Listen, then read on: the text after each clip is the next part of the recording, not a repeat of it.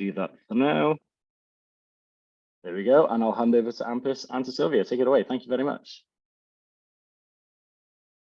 Thank you, Luis. Hi, good afternoon, everyone. Good morning for those who are in the other side of the Atlantic. My name is Amparo Leyman Pino, and yes, I go by Ampis. That's my nickname, and please do so. This for my family and friends, so you're part of that group. Silvio? Hello, everybody. I'm Silvio. I hope my audio is quite okay. Sometimes we have some problems, but it sounds good. Okay. Yeah, I'm happy to be here.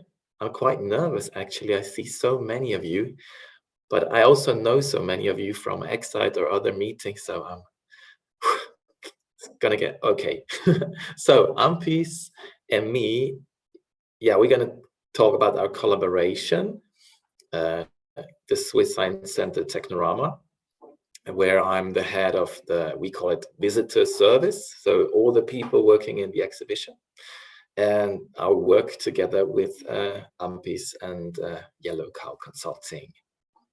Yeah, we got a grant through the Fulbright Specialist Program, and I had the privilege to work with Silvio and Technorama for a year. So what we're going to talk is about a little bit what we did, what strategies we used, and which strategies they continue doing without me, which is beautiful.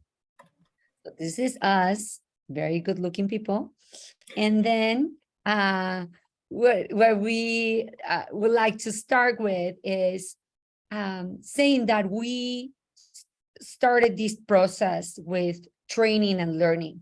So as the Spark tool from DiverSci always works with the awareness and the practice, training helps with the awareness. So Silvio is gonna share some of the things that we did for that strategy. Yeah, there are many activities like we did for training. So we just said that we're going to present you for each slide of us like one special example. So what we did concerning the work or concerning guests, people with disabilities, we had a day which was called with a group, which is called Sensibility.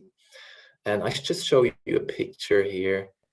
Yeah, let me stop sharing my screen so you can share yours. Yeah, so I think we have to jump around a bit. So here you see it's a blog entry from our website, and we have some more pictures down here. You see we were literally, our crew was experiencing how is it to go in a wheelchair to our entry. And so we were also going blind. So I know these are maybe things you've heard before, but it's just a good icebreaker and also a good opportunity to start the talk about inclusion in the company and in the organization. So that was a training spot for us, but it was as well, training each other's senses for each other, and also, teaching about sensibility to each other and to guests with other needs. Yeah, and of course, I was supporting Technorama, but they were also partnering with other organizations. So that connects also Technorama with the community itself. And you don't need to do everything, right? So that's another thing. Our other strategy, I'm not sharing my screen. Yeah, we have to hop a bit forward and back. Okay, now you see it, right? Now, our other strategy is that we share responsibilities.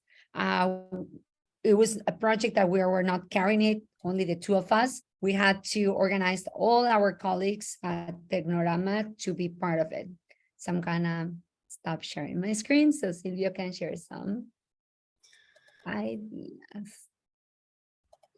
Yeah, so the committee was for us a big one, or a big winner, and I show you here a picture. It's always better to not just talk about, but to see it. So there are like 2-3 people more, but they couldn't make it for the picture. We tried for months to have a picture with all, but yeah. So the cool thing about having a committee is to have people involved from different areas and from different departments. So from every department in the house, we have like at least one person joining.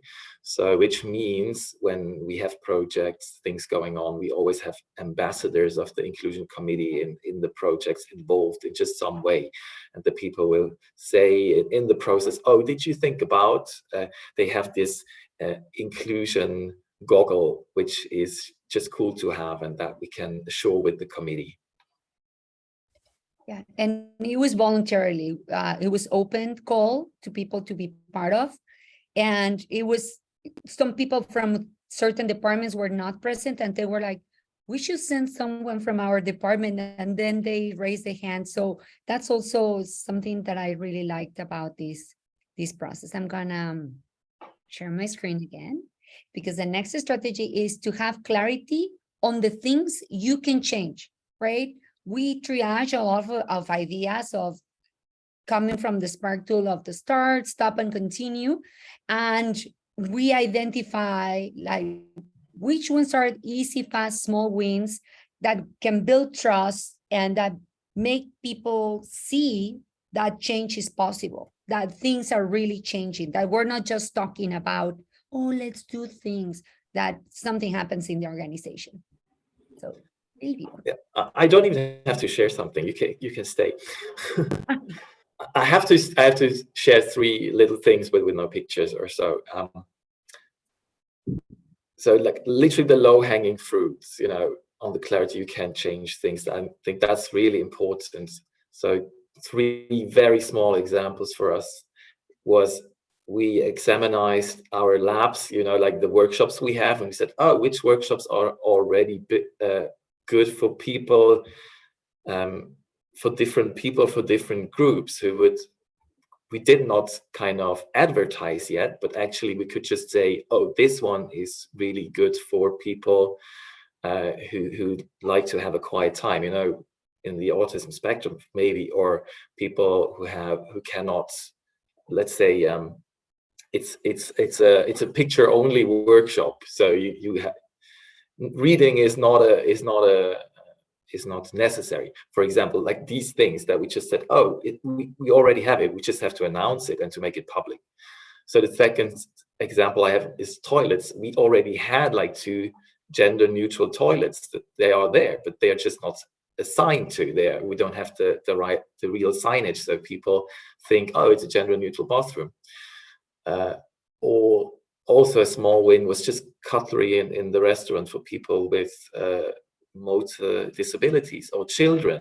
It was a very quick fix, but it's also a big step to inclusion. So these low-hanging fruits and the fast progress is important. Yeah. Thank you, Silvio. And the next one is, for the rest of the ideas, organize them in short, mid, and long-term projects. So, and with these committees, invite people from different departments to tackle this list of projects. I'm gonna stop sharing my screen. Yeah, you don't have. Sorry. I don't have to. Okay, I'm gonna continue sharing. Go ahead. Yeah, I think in that case, I cannot add much to what's written here. It's just to get clarity and to also set dates, you know, that you know that things are gonna get done. So we have also a collaboration here, or we have a label which is called Culture Inclusive. There we are forced to do that, which is very good.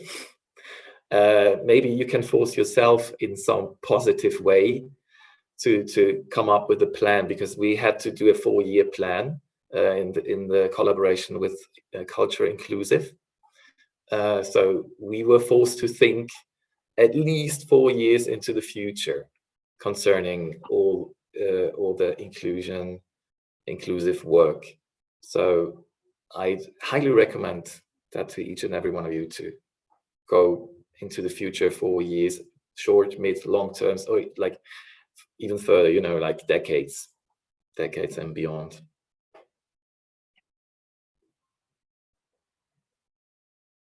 And the other thing that was a very first step was to create the DI statement for Technorama. So that had provided guidance and alignment of all the projects, right? Everybody has clarity and is everywhere. This time I need to stop sharing my screen, right, Silvio? Yes. So I just show you here. We just also put it on our website. It's a statement.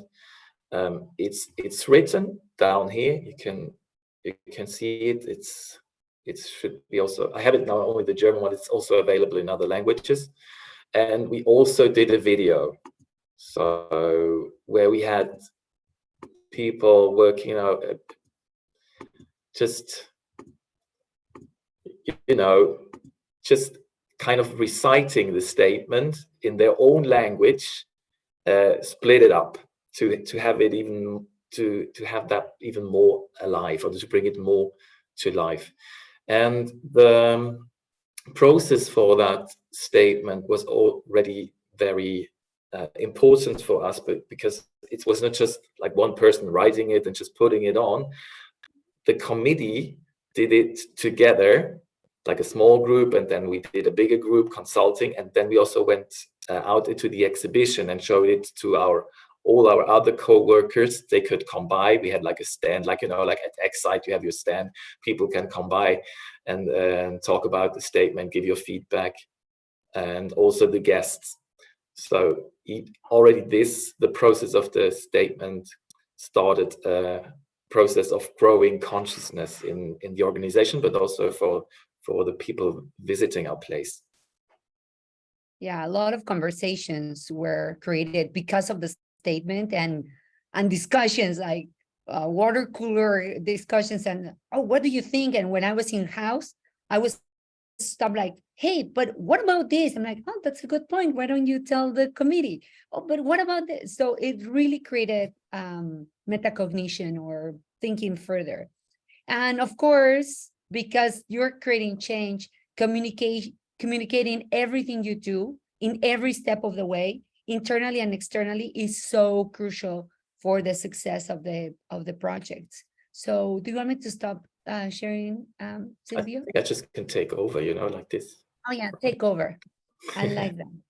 So yeah, of course it's difficult to show you everything in here, so it's just our part of the website. So we have also in our website, we communicate that to our audience what we do. So this is just a little overview, that people also know what we're thinking about, what's going on, what we are planning.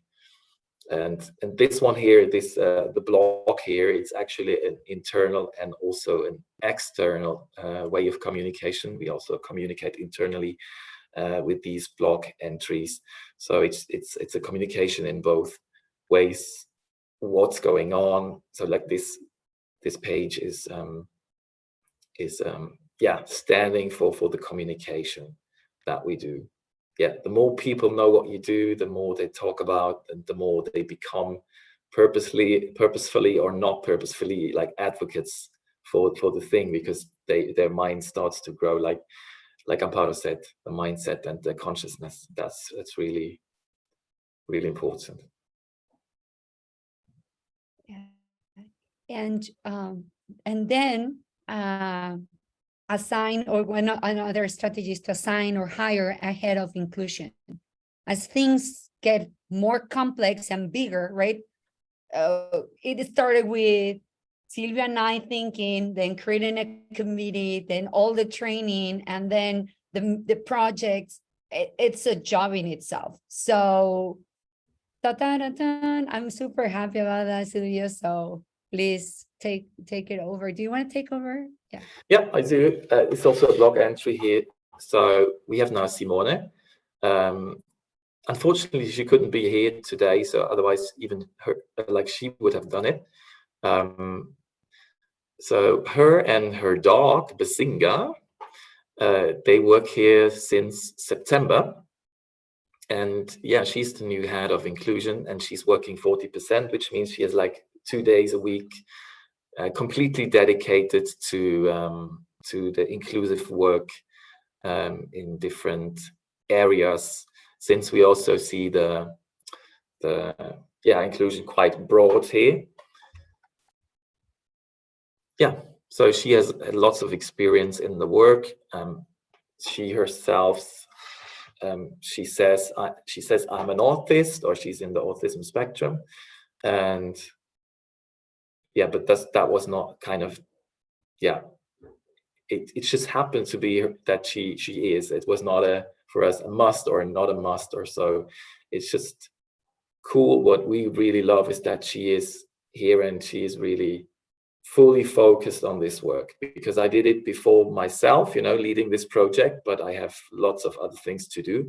And it happens that the inclusive work is not so urgent, like your daily business out there. Nobody is coming and says, why you didn't, what did you know? So it's really important to have somebody who is dedicated to this work. Yeah, but it's also a process, right? From carrying it and then hand it over to an expert. And because we have a dog that it also works on inclusion in the organization, you need to have fun while doing this work. So you have to celebrate, you have to eat together, have community rituals, and that will foster these community values. So Silvio, what do you want to say about this? Yeah, I just can agree. We are planning now our summer barbecue outside with the inclusion committee, following that advice. Yeah, that's really important. Some photos. We should have shown actually, them. I don't have celebrating photos. Actually, I have to admit. I do have. Okay, I'm gonna find them. Maybe. Yeah, I have them in my phone. But yeah, we're always celebrating, because the work is difficult and you need to celebrate. You need to say, yay, the bathrooms, yay, we moved this bench that it was on the way for people with wheelchairs, yay. It's important, even the small things. Yeah, otherwise, because this topic is endless, it's never ending, and it's very easy that you think, oh, we are nowhere, we're so bad, why did we not do this? Maybe you might think, oh, why don't we have a person who is dedicated to this work? Why isn't it not possible for us? So it's like celebrating the wins and saying, yeah, looking back and celebrating the steps you already did, and no matter how big they are. Yeah. Brilliant. Pardon me. Thank you so much, Silvio and Amparo, and thanks for sharing a bit of that story. I guess the first thing to ask is, does anyone have any questions?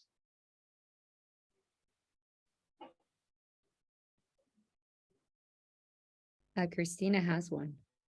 Sorry, yes, congratulations. I'm missing the party pictures, but the rest is quite nice. Just wondering, how long did it take you? We started this process in September 2021, but Technorama was already doing some work before that it was called a change project.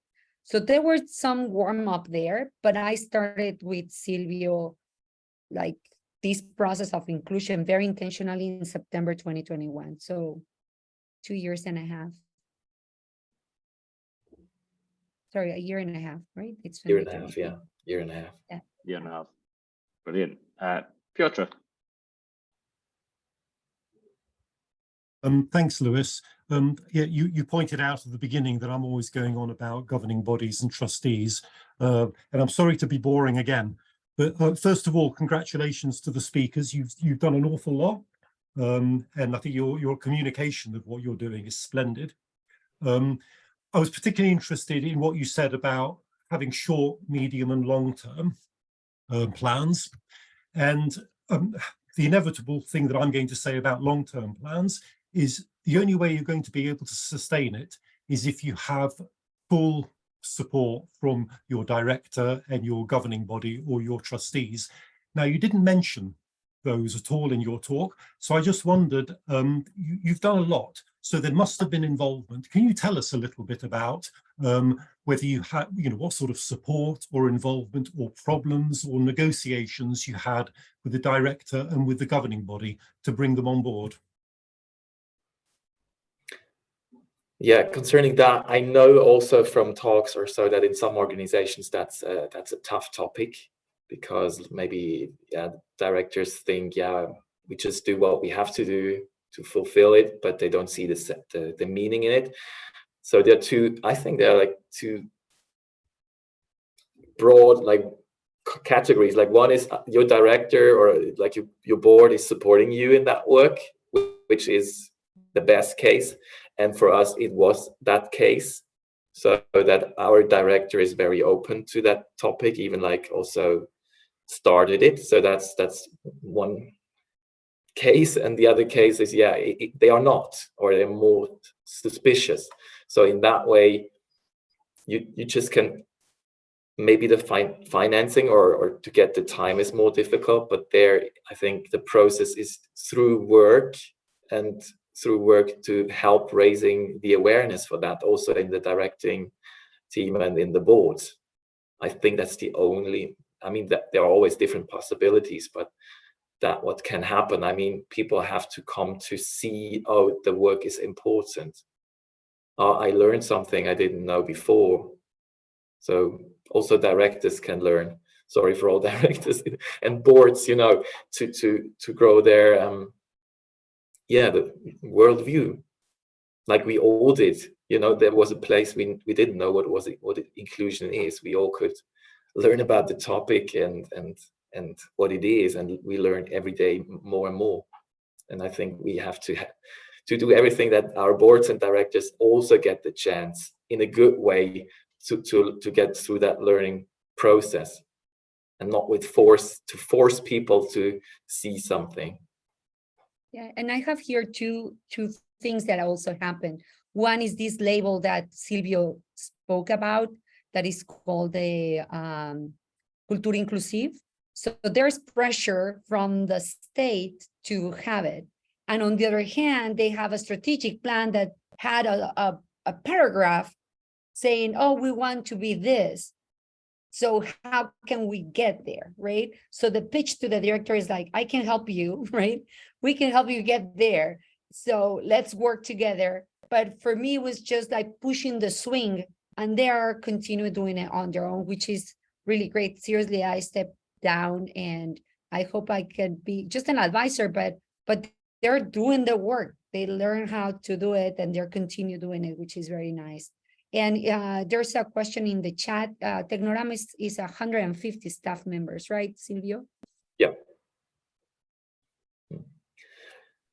So concerning culture inclusive, I have just to add, Amparo, that was not mandatory for us, but I know in some organizations there are things similar like that are mandatory, or you have to do. That was in a way a choice, but of course with the choice there comes a lot more.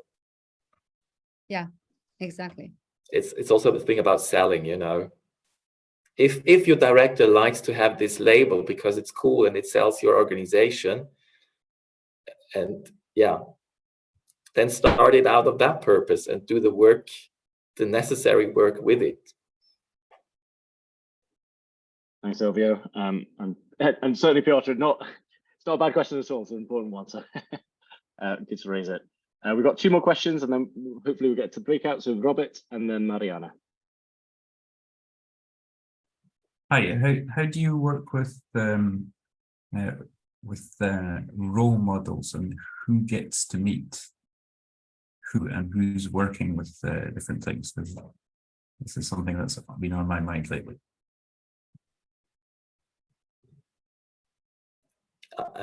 I think I didn't get the question properly. Can you repeat it? Okay, I wonder how you work with and how you use identification and role models in the work that you do, if at all. You mean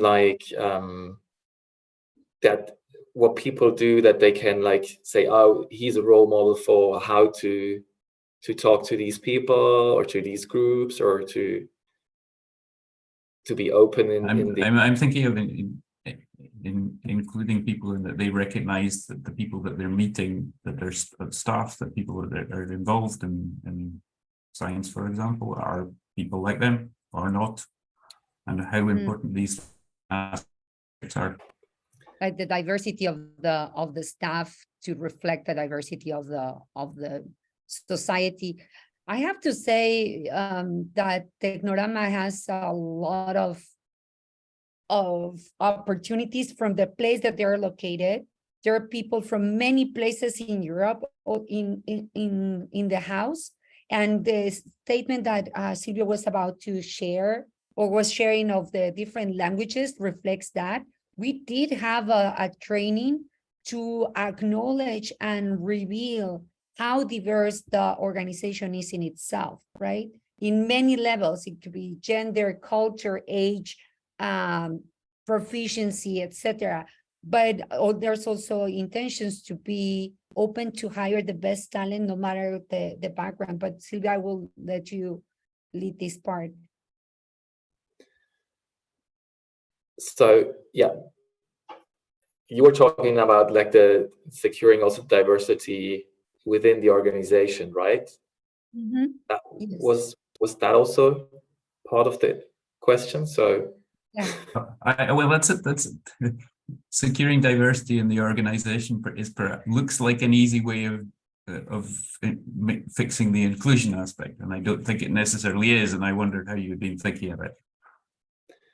Yeah, there we are more like just saying how can we recruit our staff, you know, how do we write, because it's most in the communication that you communicate, is this a place where I can come to work or to be, or do I think I'm already excluded because I'm not smart enough, I have the wrong background, I don't speak the language, I'm not intelligent enough. So I think yeah, so our HR is also doing some courses right now concerning that, because she's also in the inclusion committee, like how to communicate that yeah, we don't already exclude people just by having a job offer, you know, online, and that's a big thing, yeah, for us, because there it starts actually, the diversity, I think, in the staff.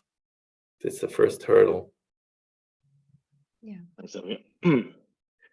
Just looking for time, but yeah, I think there's something about even just the language used for job descriptions, and there's a whole body of work around how we explore that. Time for one last question with Mariana, if you want to go. Hi, if you can hear me well, because I'm having some technical issues. Yes, certain. Thank you so much. First of all, I have a bit of mixed feelings with the celebration. I have been often in environments where very little is celebrated, and then there's not really a commitment for doing the more uncomfortable work. Like, how do you balance that? There's a celebration photo, so it's perfect. That we're there. We were celebrating here that we finished the DAI statement, right? But there's also the awareness that the work is always there, where, like, you know, it's never ending. Silvio said it. So we've been very clear of, we are celebrating this, but we have many other things to do, right? This is nonstop, but you need to celebrate, because it's tiring also to see that the end line is never reachable, right? It's too far, but the things that are fixed or changed or accomplished here and now should be celebrated. Silvia, I don't know if you want to add something else.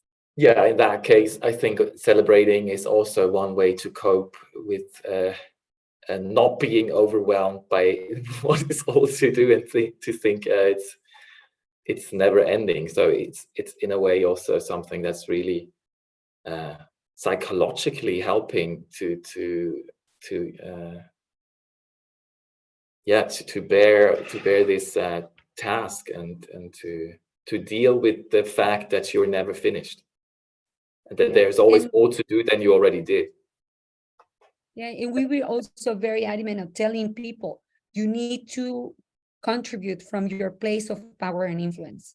You don't need to do a big hoopla to create inclusion in this organization. What can you do from your line of work at Technorama? If you do this, if you're the director, you're mid management, you are is your first year, you've been here 20 years, doesn't matter. What you do will impact on these goals, right? So do it from your place of power and influence.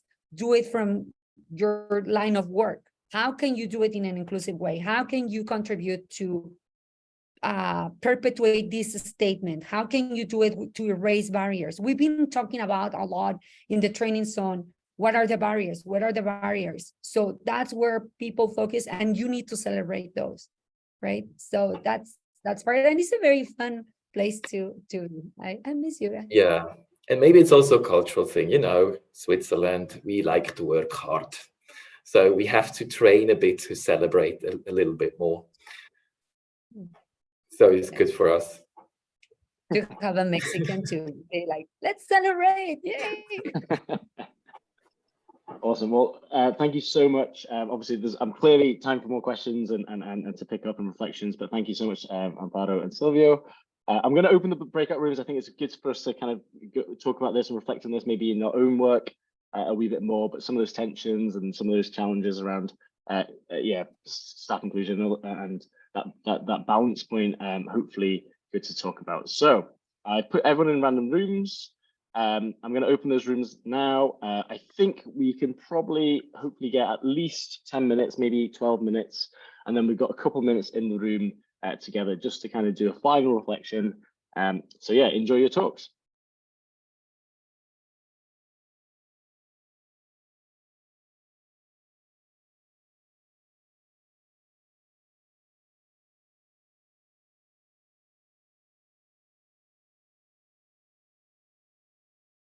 I'm gonna